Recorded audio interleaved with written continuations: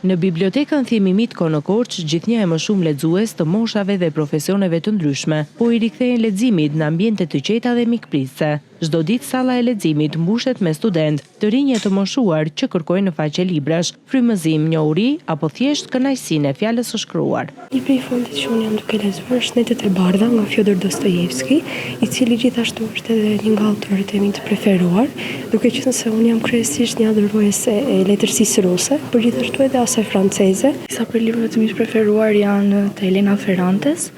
Për momentin jam duke lexuar Mikeshën Gjeniale.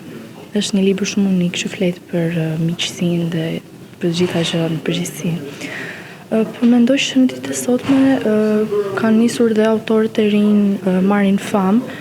Unë veçanërisht përshij tekstet poetike, sidomos në gjuhën angleze. Preferencat janë të larmishme, thot Gloria Nure, punojse e bibliotekës. Megjithatë, ajo që po spikan ndjeshëm këtë periudhë është rikthimi i interesit për autorët shqiptar. Pjesa më e madhe pëlqejnë romanet, me histori, me tregime. Së fundmi pëlqejnë shumë edhe librat psikologjik. Është një trend që ka ardhur tani sidomos tek të rinjt, libra psikologjik, filozofik, të cilat ata i tërheqin shumë. Letërsia shqipe kohët e fundit po nxjerr autor shumë të mirë, siç është për shembull Ulona Ilaslari ose Dëfrim Çeka ose Klenti Hodo. Madje ishte kërkesa e lexuesit për librat më të fundit që ata kanë nxjerr tani.